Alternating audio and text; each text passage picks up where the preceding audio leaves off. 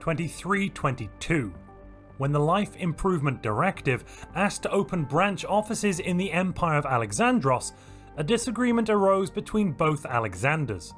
In addition to these standard arrangements, Alexander Ranch Prasad wanted a planet from the Life Improvement Directive.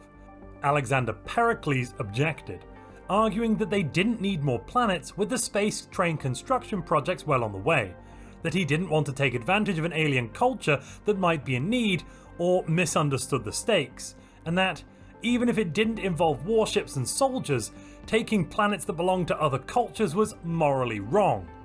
"Yeah, but a planet," retorted the other Alexander. "Think of the storage space." Even though the debate turned out to be moot, as the LID flatly refused to sell a planet for the right to open branch offices on human worlds, the differing perspectives led to a rift between the Alexanders, which would define the next few decades of the Empire. A loud "We come in peace" resonated across the galaxy the next year as the Union of Krith declared war against the Life Improvement Directive. For a war, there was far less shooting and blood spilling than there was nattering about teapots and shoes, and a party the Krith wanted the LID to attend. And within a few short months, the Krith surrendered without firing a shot or deploying a single warship. What is wrong with them? Investigations by Alexandros spies determined that Krith warships were not even fitted with hyperdrives, the Krith having retrofitted their homes with hyperdrives for reasons incomprehensible to the rest of the galaxy. Similar bloodless wars, followed a few months later by a truce, were delivered over the next few years, fostering a feeling of great unease against the Krith, along with a suspicion that their ridiculous ways concealed something deeply nefarious. The officers of the Strategos on Gaia dedicated thousands of hours trying to work out what their real motives were. Strategos Klaus Wagner, commander of the strike force Pegasus, nearly repeated the Ublogik tragedy in 2325, when he routed his warships through the Devil's Maw black hole system. A cloud of sentient void matter pursued them, seeking to play with the fleet much as orcas look to play with seals.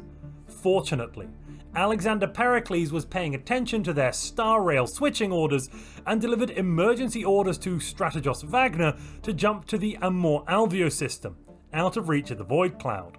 His quick action saved the fleet and prevented a life form from being destroyed. The Union of Krith declared war on the Empire of Alexandros in 2325. Alexander Pericles prepared to deploy fleets to protect the Empire, but, to their confusion, the Krith sent no warships, missiles, or soldiers in troop carriers.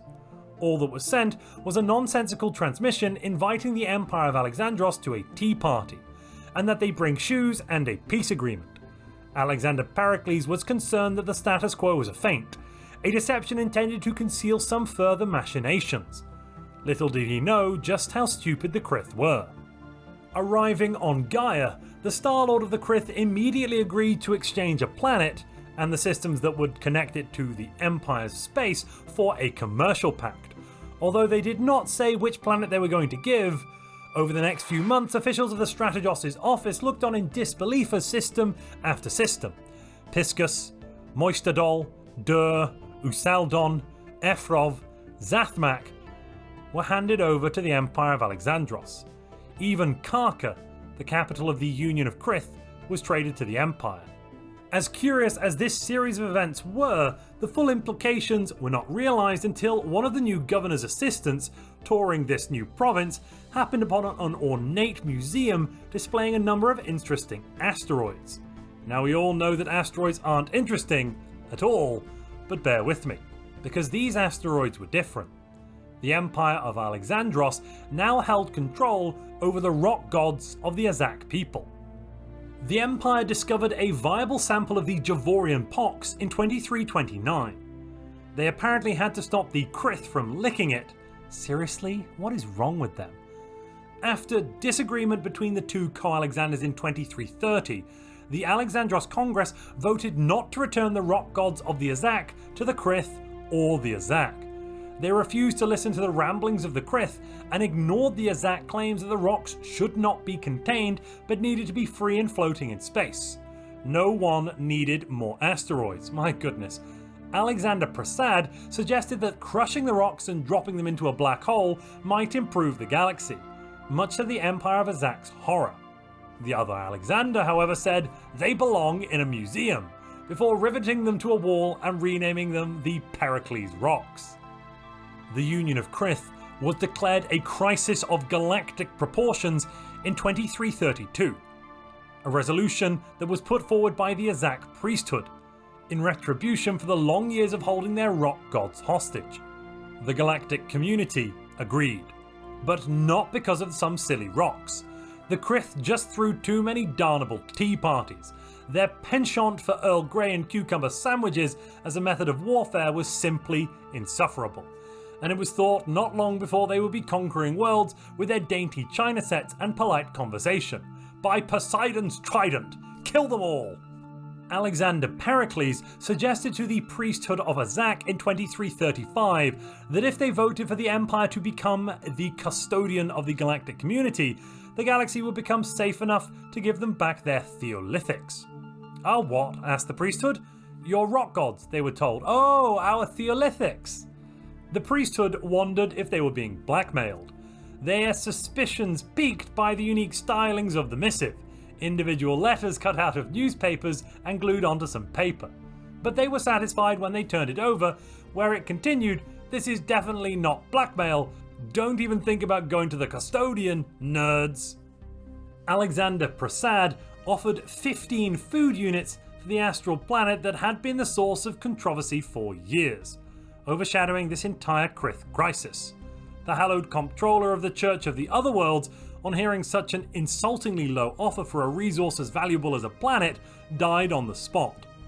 He will be mourned. On the plus side, it's one less mouth to feed. Alexander Pericles was voted emergency powers to negotiate the transfer of the astral planet in the VUM system in exchange for a commercial pact in 2337. Immediately after the planet was acquired, the pact was cancelled by Alexander Prasad, stating that nobody specified how long the pact would last, with a sneer and twirling a fake moustache he had worn specifically for the occasion. Trading ground to a halt less than 48 hours later, when a trade convoy from the Church of the Otherworlds was denied entry to the Alexandros border. The border security agent in charge cited the commercial pact having just been revoked as the reason for denial of entry. Officer Lunumbris, a seasoned Border Patrol officer, told the convoy, "An urgent memo signed by Alexander Prasad came into my holophone only a few minutes ago, telling me to deny entry to all Church of the Otherworld trade convoys. I don't make the rules," he added, "I just really enjoy enforcing them." Having only just handed over the deed to the planet of Not Astral Planet, the grandiose system transfer ceremony mere hours ago, the Church of the Otherworlds was furious at this slight from the Empire of Alexandros. They immediately demanded the return of the planet, but Alexander Prasad pointed out how time-consuming and resource-intensive hosting another system transfer ceremony would be for both empires. The Church of the Otherworlds begrudgingly agreed, and promised to retake the system at a later date when they had more resources and time. One representative from the Church of the Otherworlds was rumoured to have muttered, "Maybe we should just declare war on them right now," before they realised their holophone was still active. In reply, Alexander Prasad said, "In the immortal words of my ancestors, come and have a go if you think you're hard enough."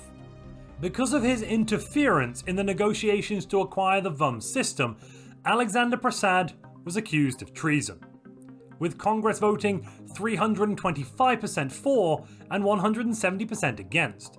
In a system with absolutely no hint of corruption or vote manipulation, the trial proceeded.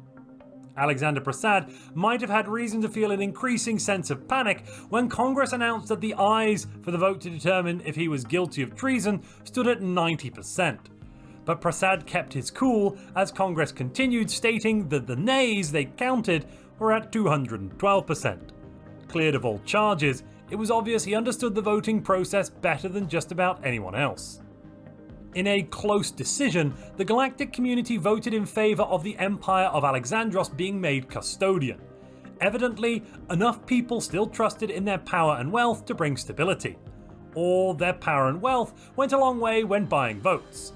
The new custodian promised elections at the end of their term in office, Alexander Prasad personally guaranteeing they would accept any result, as long as they used the Empire's entirely fair and impartial patented voting process and machines.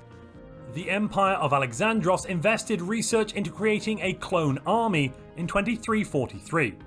Many tests were conducted to find the perfect specimen for cloning. To no one's surprise, the ideal candidate was Xenophobic Davos. He had the perfect strength, dexterity, and overall good looks that any good soldier needed. He called it a victory for humanity, and declared that his clones would never be any more biased in their role as intergalactic police and as part of the anti-piracy initiative than he was to any of the vile alien scum that humanity had the misfortune to share the galaxy with. Stirring words indeed. Not content with just cloning Xenophobic Davos to create a galactic police force, the genetic engineers and scientists of the Empire further manipulated his DNA to create the once theorized perfect war bioform, the Xenomorph. Remind me again, as Xenomorph Davos, the first of his kind, what does Xeno mean? He promptly destroyed the entire facility and tore to shreds every single Xenomorph clone before clawing his own guts out, although he took care not to harm a single human during his rampage. As he lay dying, his final words were, "They deserved it. No good Xenos. They were trying to take our jobs." A different DNA model was sought for the Xenomorph Mark II. In 2343, only a couple of years into the Empire of Alexandros' tenure as the custodian, the Democratic Republic of Tartessos moved against the Covenant of Bira, claiming they needed to upgrade the Biran people with cybernetics to defend them against upcoming biological disaster. Despite the Biran saying that they didn't need the custodian to defend themselves, Alexander Prasad unilaterally declared war against the Democratic Republic of Tartessos during the council session to deter the coming conflict. Neither Alexander Pericles nor the Congress were consulted about the decision. Alexander Pericles then nervously checked that the Javorian pox sample was safe. His top scientists assured him it was securely locked away in the desk drawer of Alexander Prasad, who took it out to look at with only morbid curiosity, maybe twice a day, 3 times tops. The Democratic Republic of Tartessos broke off their war against the Birans in the same year, realizing they faced the might of the Empire of Alexandros, whose vastly superior fleets had already torpedoed several DROT space stations to destruction. Leveraging the war's success, the Empire was able to shelve the proposal to unseat them from their place as custodian. The LID entered into a commercial pact with the Empire in 2346. Work began swiftly, constructing drones erecting a swathe of private military industrial districts owned and operated within the Empire by the LID. This surprised the Empire's leadership, who had no idea such a pact had been signed. And it hadn't. It took little investigation to learn that the LID operatives had forged the pact. The Empire immediately demanded that the LID remove their holdings from Empire worlds. In the middle of the negotiations over the corporate holdings in the Empire's space, a declaration came from the Union of Tea Parties in Custard to the LID. Change your name or face war. Stating their passionate dislike for lids, the newly rebranded Union of Krith insisted that the LID must change their name to Lidless.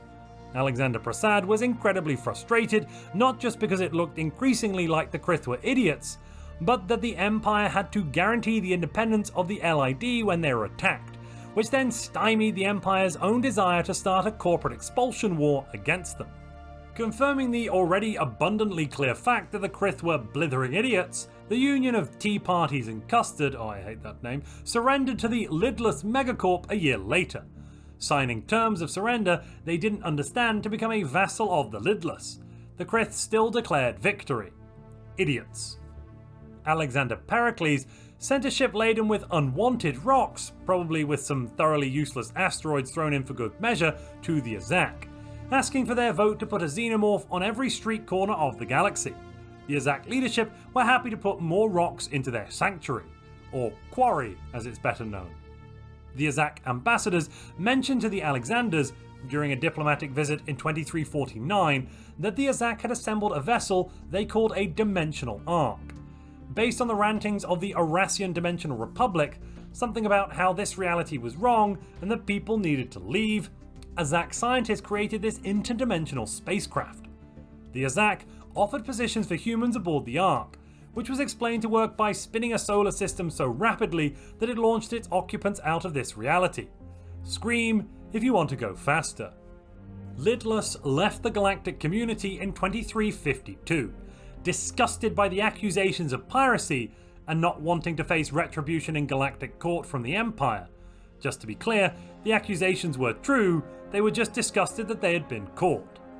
A mysterious message to the Alexanders from the Eurasian Republic scientists known as Cinder indicated that they had witnessed a timeline in which the Empire tried to force their will on the rest of the galaxy. Do they mean this one? One Alexander whispered to the other. Apparently not. Eurasian rift ships, able to traverse the astral rifts, served as relays to keep their people from having their history entirely erased, as had happened for most other species of the galaxy. It didn't go well for that timeline's empire, Cinder suggested, as the galaxy united against humanity and nearly destroyed them. Only nearly? I like those odds, chuckled an unimpressed Alexander, seeing it as their responsibility to mete out justice as custodian. The discussion between the Eurasians and the Empire of Alexandros about the other timeline was interrupted by another declaration of war. The Covenant of Bira moved against the priesthood of Azak, which in turn drew the Empire into war as the self-proclaimed peacekeepers, or intergalactic police force. A lithoid species, calling themselves the Kroll League, a democracy of xenophobic isolationists, briefly appeared on diplomatic screens across the galaxy at the end of 2353, before being abruptly annihilated. The priesthood of Azak harbored suspicions that they were in fact the missing gods, the mythic sentient rocks. Rocks? Oh right, that's what lithoid means. Meh, whatever. They're a bit like asteroids in that no one cares what happens to them. We'd all be better off without them, to be honest. Anyway, time to get on with more important things.